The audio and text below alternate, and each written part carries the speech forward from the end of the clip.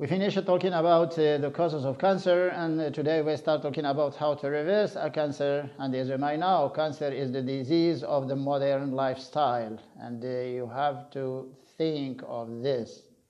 And today we'll give a plan, and we'll also give a procedure or some for helping people to get rid from cancer, and also for they cannot follow some curing procedures which are toxic and which are heavy methods like chemotherapy, radiotherapy, and hormonotherapy. And some other peoples in many countries, like the Asian countries, are following some natural or traditional procedures for reversing cancer. Anyway, in both cases, that people should know a lot of things about cancer before deciding.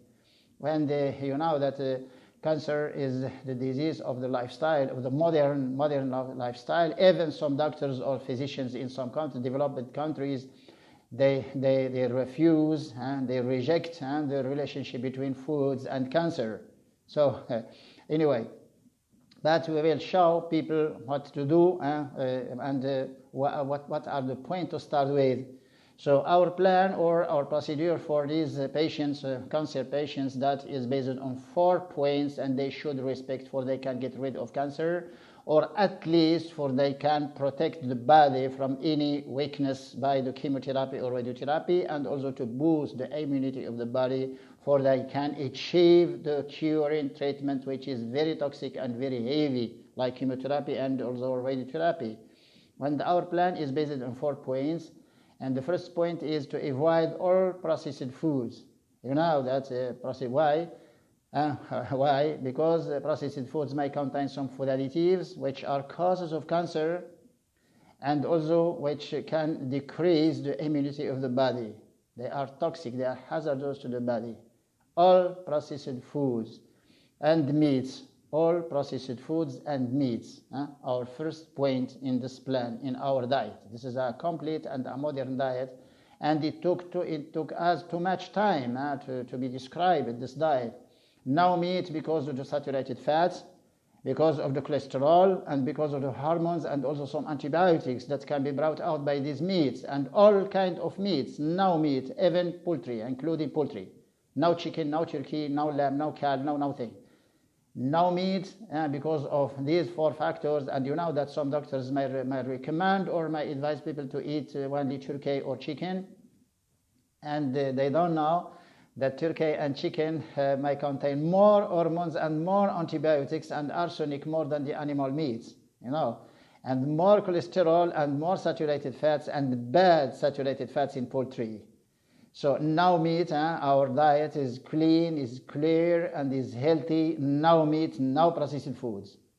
And why processed foods? Because of the food additives, and food additives are carcinogenic, and they lessen, they weaken the immunity of the body. No refined oils because of the trans fats and because of the BHT, BHA, and no sugar, because that sugar may decrease the immunity, and also they may stop the curing procedures for cancer because the sugar may nourish the cancer cells. And no processed foods because of the food additives and because of the packaging materials which are aluminum or plastic materials.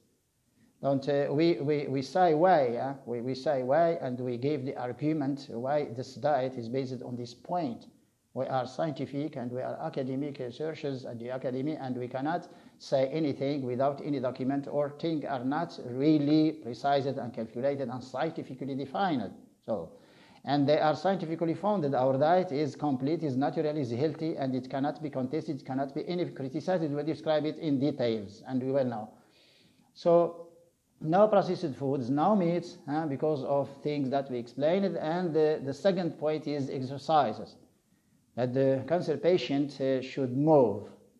And that's the difference between us and between the other people who are talking now about sport or exercises, that our procedure, that we don't really give any importance to the distance you can move in. That the distance is not so important, but the time of moving.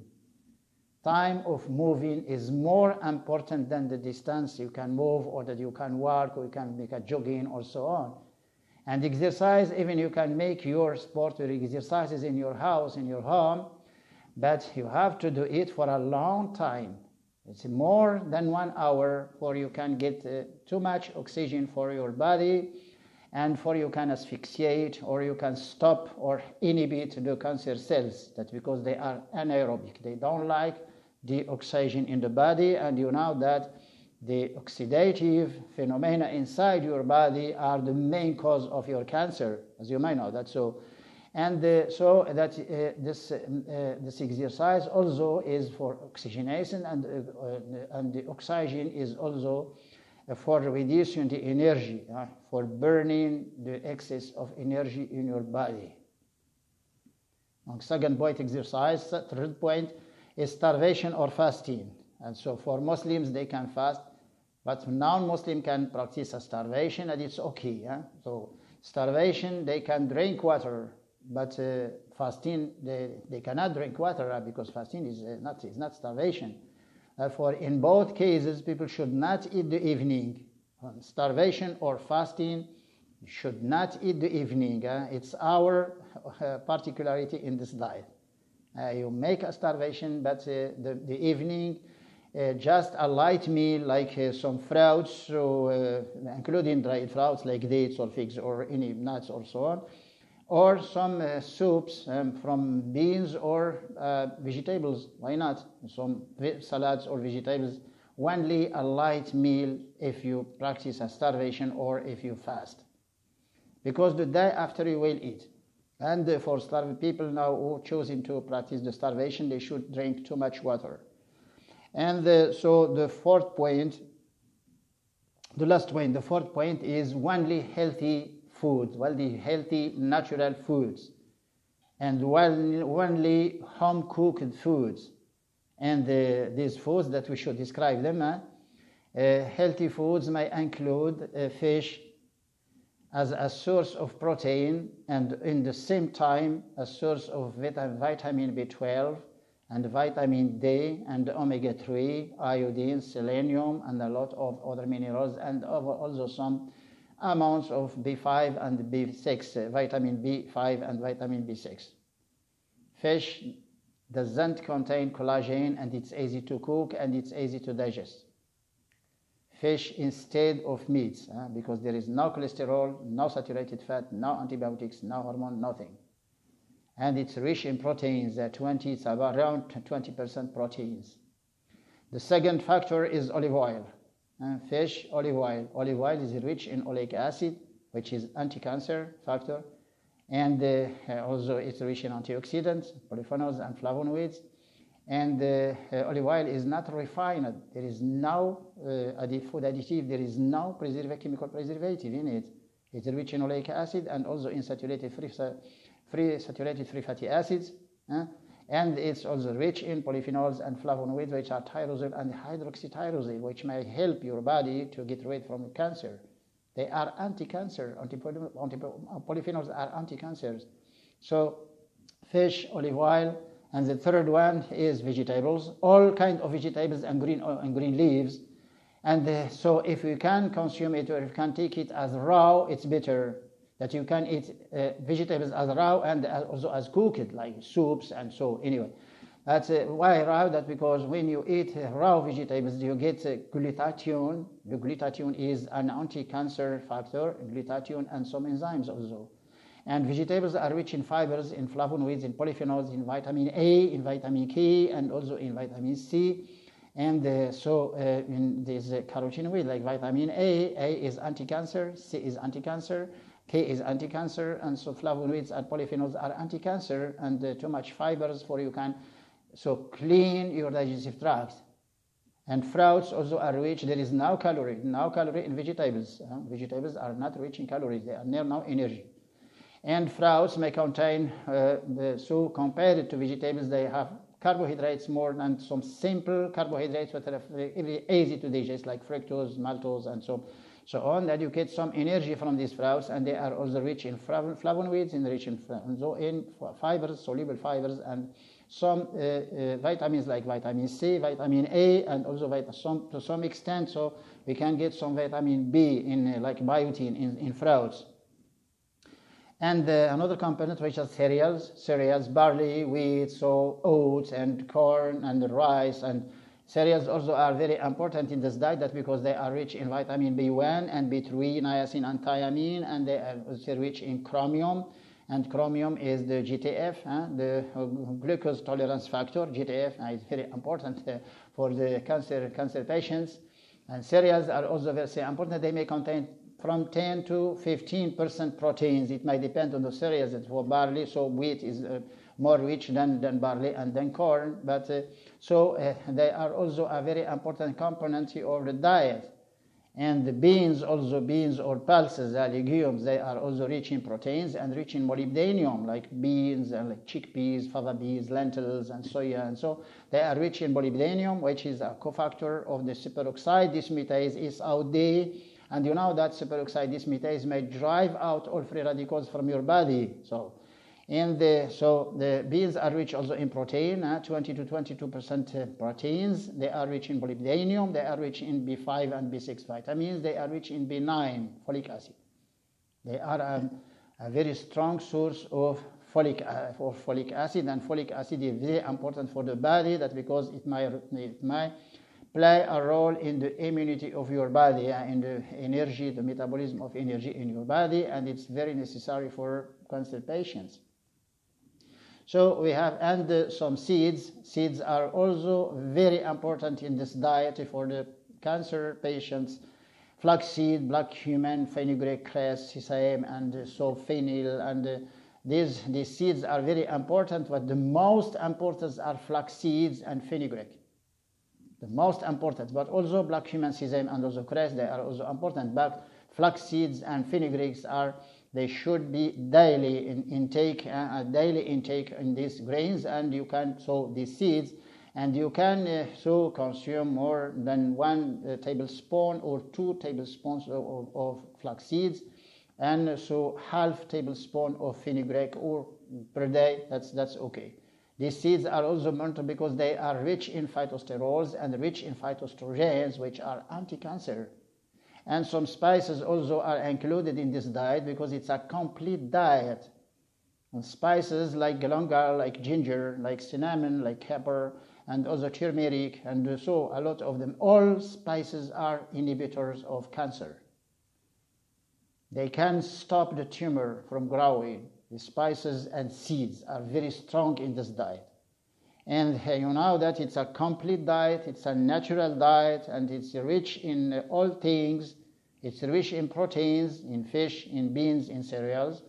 It's rich in vitamins, in fish, in vegetables, in fruits, in cereals, and in beans, and also in seeds. Seeds are rich in vitamins also. They may contain some vitamin E, tocopherols in flax seeds, and also some minerals like selenium and also like zinc in these seeds. And they are rich in flavonoids and polyphenols, which are inhibitors of cancer, and they can stop the tumor. And they are rich in all things that the body is needing, macronutrients, which are proteins, carbohydrates, and fats.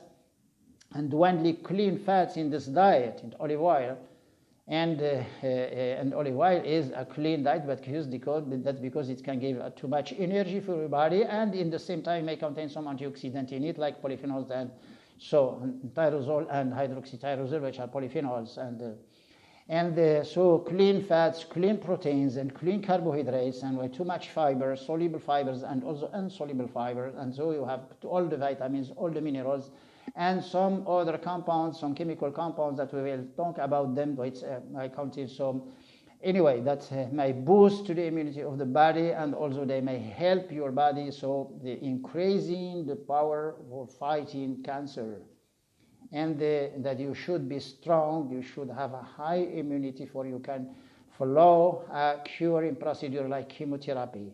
You need a very high immunity, and you need to be healthy, for you can achieve and the protocol of your curing procedure like chemotherapy or radiotherapy, because you have many sessions and you have 20 days between these sessions. And why 20 days? That for the body to recuperate, and you need to increase, to boost the immunity, for you can do the following session after that.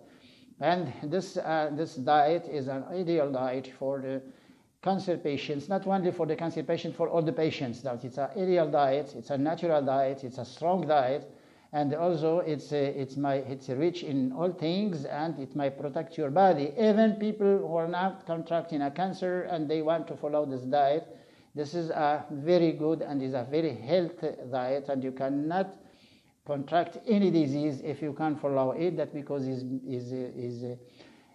well described, and also it's based on scientific it's scientifically founded, that it's not defined like this. And as you told you, that it took us more than 9 years for describing this diet, just to see in people what they do when we stop the meat, and when we remove the sugar and the fats and the fast food, and we could see that people are more and more getting healthy, and they feel good. And so in many diseases, not only cancer, even the autoimmune diseases also, and cardiovascular, they can follow the same diet, and we will talk about it too much. And in the coming episode, we will talk about some strong components and strong compounds for inhibiting cancer, for stopping the tumor from growing. And we will talk on them, and they exist in the nature, and they should be brought out to your body through your food, your diet. Should not buy them as pure or as food supplements, but in many cases that you can buy some food supplements, but if you can follow this diet, you will not need anything else, only some other molecules that you can reinforce your immunity for you cannot have some problems with the chemotherapy or the radiotherapy. You know that it is toxic. Chemotherapy is toxic. And sure that he will get some idea about this. And cancer patients should know everything about their lifestyle, and everything about the causes of cancer, and also everything that might boost their immunity, for they can follow any procedures, that because they are very heavy, they are very toxic, and chemotherapy, radiotherapy, and also even hormonotherapy for some ladies now. So inshallah, until another episode, see you. Assalamu alaikum.